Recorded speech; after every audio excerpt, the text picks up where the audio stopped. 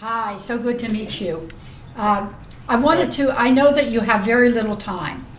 And so Yes. just introduce yourself. I'm Sharon Black. I'm with the People's Power Assembly and also with the Yes. Prisoner Solidarity Committee.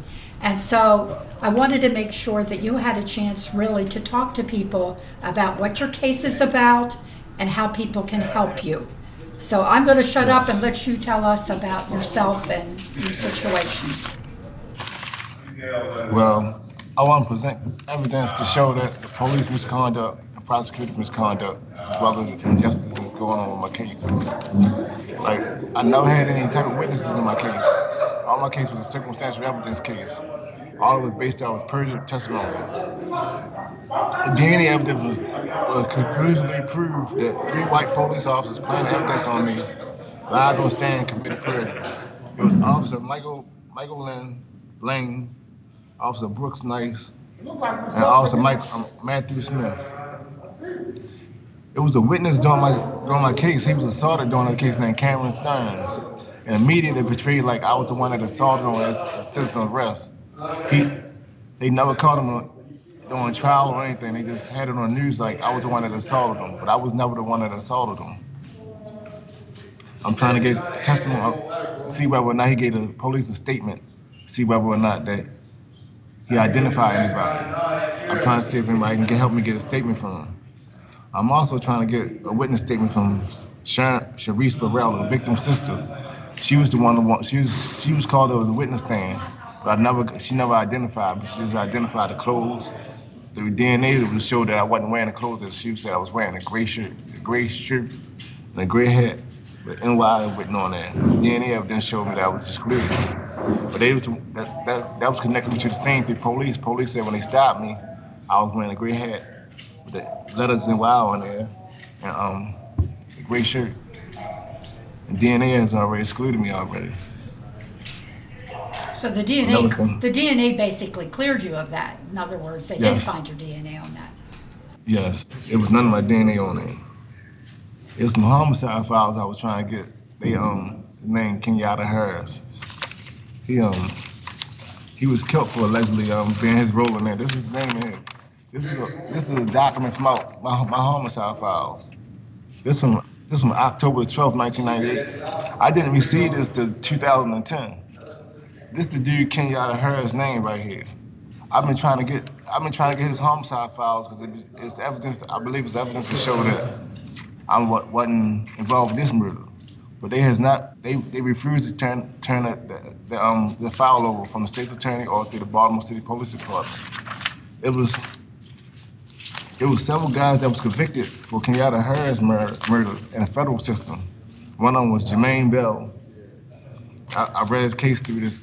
It was some legal cases that I read through, and the citation number was 2012 U.S. District Lexus 80790, and criminal number RBD-06-0179. Another person convicted with Kenyatta Harris murder was Sean Victor Sterling. His citation number was 2016 U.S. District Lexus 9233. Criminal action number RDB-06-179. Another guy that was convicted all in the federal case was Roosevelt Spann Jr. His citation number is 2011 U.S. District Lexus 45672. Criminal number RDB-06-0179. All these cases show that Kenyatta Harris was supposed to be killed for alleging his role in the murder that I'm convicted for. That's why I'm trying to get the homicide files from the Baltimore City Police Department.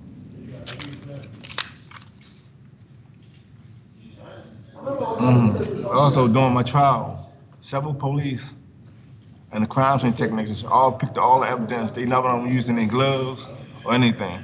They just picked up everything with no gloves and no everything. And this all was brought up on my trial. Police are taught to not contaminate the crime scene. I'm sure when they first thing in school they taught to put gloves on whenever they pick up evidence or anything.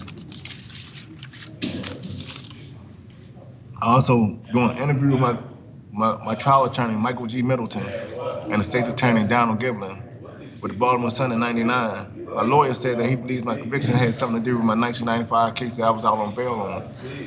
And during trial, he said multiple times that this prosecution had something to do with black and white and the politics of prosecution.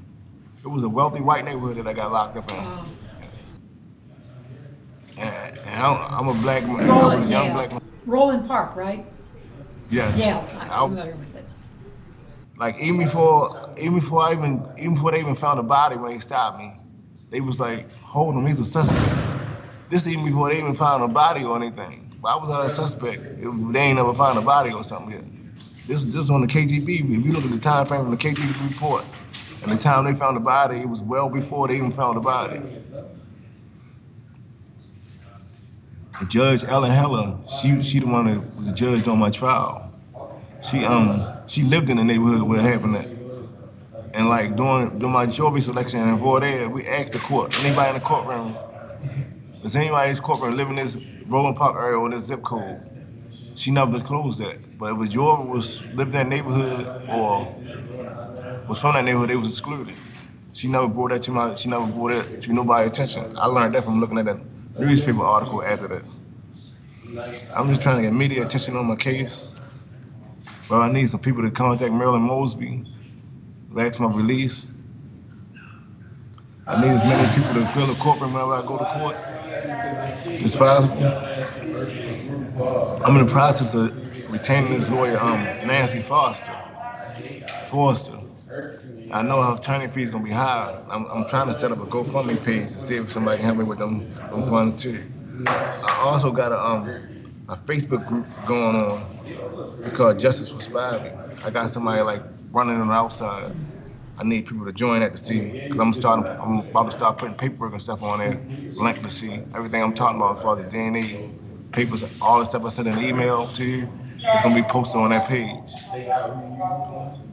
And also, I filed a DNA petition, 8-201 DNA petition in the Baltimore City Circuit Court. So hopefully I'll be getting to court day soon. Good. I sent Marilyn Mosby a copy of the petition a while ago, but it never got there. According to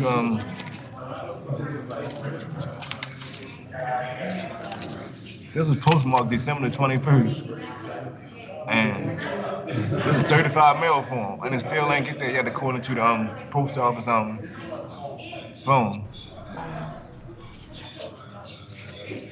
But any help I can get, I'm just asking for any help I can get, whether it be constructive criticism. I love constructive criticism. Whether I'm doing something wrong, something right, I just need it.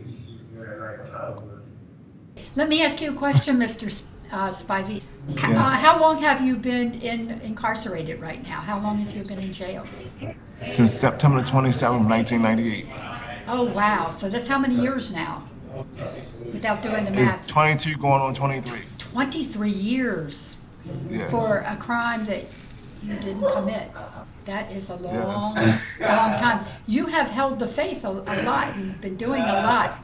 And Yes. You know what we'll do is we'll put up this on Facebook. We'll definitely join your Facebook group and get that word out and stuff. Yes. And so where are you from originally? Baltimore? And what part of Baltimore? Yes. Ricerstown and Gwynn Falls. Oh, okay, West Baltimore. Okay. Yes. I live in East Baltimore, but I'm very familiar with West Baltimore too. So, Yes. but definitely, we're going to do everything we can to get this case out in the public's eye. And when you come to trial, make sure Yes. you let us know so we can be there in the courtroom to Yes. show support and get in Yes. touch with it. Is there a place? Are you up to people getting? Or can you get mail? Yes. It's Okay. Do you want to give your address or your whatever numbers? My ID number is 285-631. My SID number is 1349349. Okay. Jessup Correctional Institution. We'll post that. P.O. Box. Yeah. Go. P.O. Box 534, Jessup, Maryland 20794. Great. So I'm have all my information get it posted up on the Facebook page for Justice for Spivey. Right. Like, I'm in the process, 'cause so the person that I had running it out there, she like busy right now, so I Right. gotta wait on her, do everything. Well, she's doing a great job because that's how you got in Yeah, touch with us. You can't complain. You know, she's been pretty darn I'm good. grateful. If I ever get straight, I'm gonna make sure. If I make it home, I ever get straight, I'm gonna make sure she alright, 'cause she done did a lot for me, man. Right, right. I'm shocked that you look young. You look very young. I'm shocked that when you tell me how many years that you have been Yeah, incarcerated. And, you know, we're hearing the Prisoner Solidarity Committee is getting complaints from a whole lot of cases. And it doesn't surprise us because I know in Baltimore City, the police are unfortunately have been thoroughly corrupt. And there's all sorts of cases that are coming out right now about people who've been locked up by dirty cops, to be frank with you. Because, you know, yeah, there's yeah. two other cases that we're working on right now. So And Denzel and training, they don't got nothing on Baltimore City police. you got a point there. Really, they do not have no. Oh He, God. I got locked up when I was 21. Now I'm 43. I'll be 44 this year. Oh my gosh. Oh my gosh. I don't.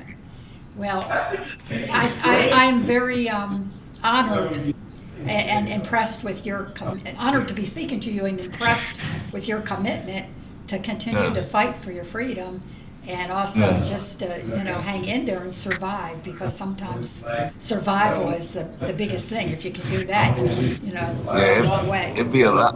It'd be a lot of people in here dying, brother, from health Yeah. reasons. Well, that's the thing I wanted to ask you before. I know your time's very, very limited.